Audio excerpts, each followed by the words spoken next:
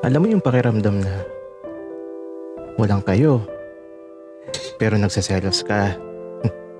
Ay nako, mahirap yan. At minsan, diyan natatapos yung pagkakaibigan. Kaya kung di mo kayang makita siyang masaya sa iba, subukan mong sabihin yung nararamdaman mo. Malay mo, at hinihintay ka lang niya. Habang hindi pa huli ang lahat.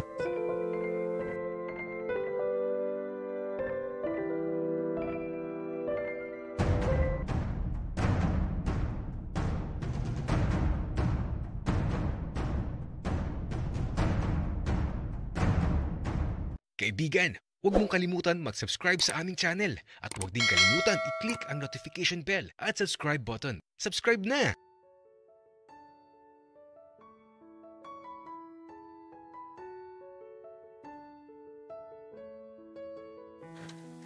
Ganito pala yung pagmamahal na wagas.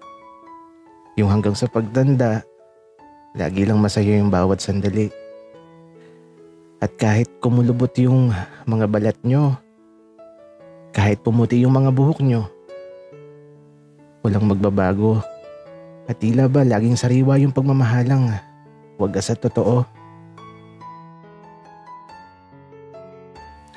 Habang andito kami sa bahay nila lolo at lola, hinahanap ko lang si kuya, yung kasama ko dati. Lolo, lola, nasan po si kuya? Yung kasama ko po dati.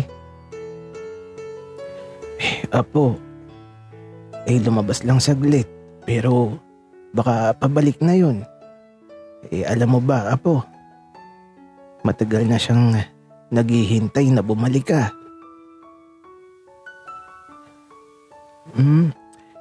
Bakit daw po, lolo? Apo, isa kang anghel na hulog ng langit para sa anak ko. Kaya kapag nakita ka nun, siguradong matutuwa yun.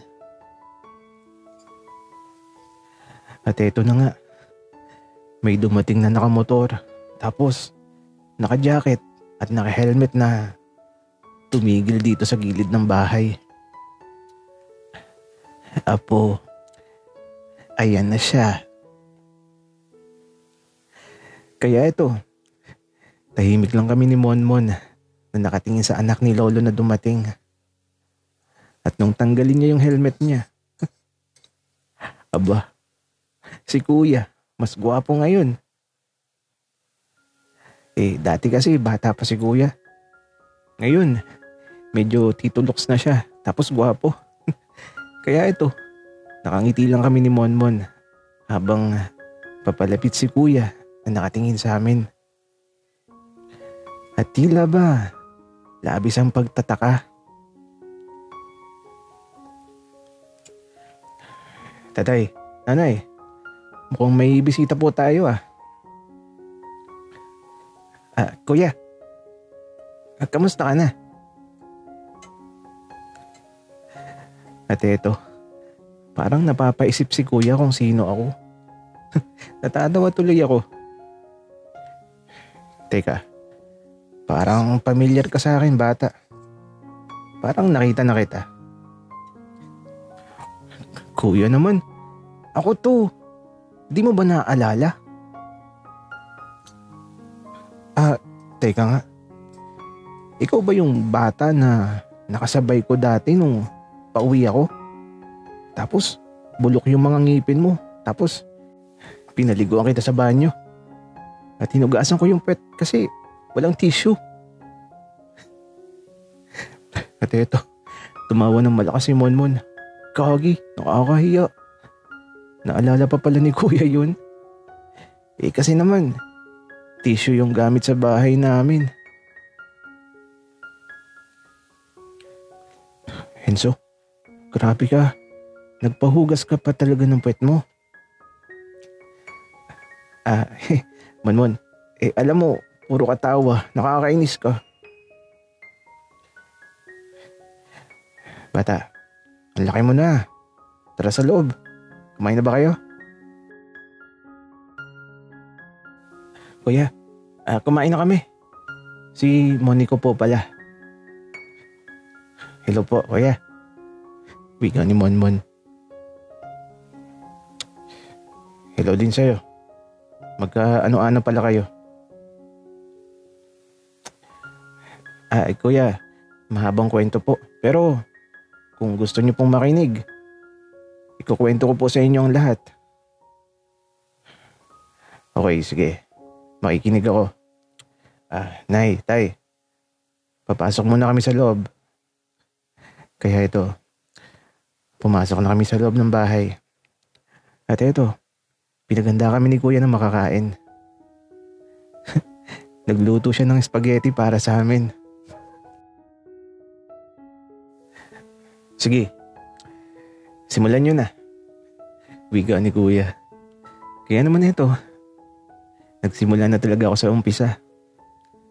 Simula nung naglayas ako. At si kuya ito, hinila yung tenga ko. Pasaway daw kasi ako. At sa paglipas ng mga sandali habang nagkukwento ako, di na namin namalayan ang paglipas ng mga oras. Naging masaya lang talagang kwentuhan. Hanggang sa dito na kami nagtanghalian. Tapos, kwentuhan pa din. At nang matapos ang napakahabang kwento ko, nakangiti lang si kuya. Masaya ako para sa inyo, Enzo, Monmon. Kasi alam nyo, mahirap mahanap ang tunay na pagmamahal. Yung tipong kahit hinahanap mo, parang pinagtataguan ka talaga. Kuya, ikaw ba? Kamusta na po yung kausap mo dati sa chat? Yung nabasa ko kasi, sabi mo, dapat hugas na pagdating mo kasi kakainin mo na agad. Hala, grabe ka bata. Natatandaan mo pa yun. Chismoso ka din eh. Pero alam mo, wala na siya. Hindi ko alam kung nasaan. Kasi nung mabuntis ko siya, inilayo siya sa akin ng mga magulang niya kasi wala daw kaming mararating kung magsasama kami. Hinahanap ko siya, pero di ko matagpuan. Pero sabi naman sa akin ni tatay at nanay, darating ang araw na yung mismong anak ko ang maghahanap sa akin. Kaya ito, di ako nawawalan ng pag-asa na isang araw, biglang may darating dito na magpapakilalang anak ko. Kuya, malay mo, biglang may dumating dito tapos anak mo na pala. Magdilang anghel ka sana, Enzo. Kuya, magtiwala ka lang. Enzo, hulog ka talaga ng langit kapag nangyari ang sinabi mo. Tsaka alam mo, may malaking grocery store na ako sa bayan ngayon. Doon ko ginamit yung iniwan mong pera. Grabe kang bata ka. Mayaman ka pala.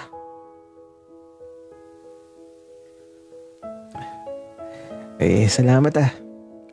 Teka, babayaran pala kita. Saan ko ba pwedeng ipadala o gusto mo cash? Kuya, wag na. Sa'yo na yun. Enzo, napakabuti mong tao. Alam mo, wag kang masyadong mabait. Baka kunin ka kagad. Joke lang. Kuya, grabe ka naman. Sa kunin ka agad. Pero kuya, masaya ako na maayos na yung buhay mo. At sana, makita mo na yung anak mo. Pero yung kinain mo, mahal mo ba yun? Aba, oo naman. Kaya nga kinain ko kasi mahal ko. At eto, tumingin ako kay Monmon. At aba, patawa-tawa lang. Nako talaga, kapag nagkaroon ako ng pagkakataon, pilik mata niya lang ang walang latay.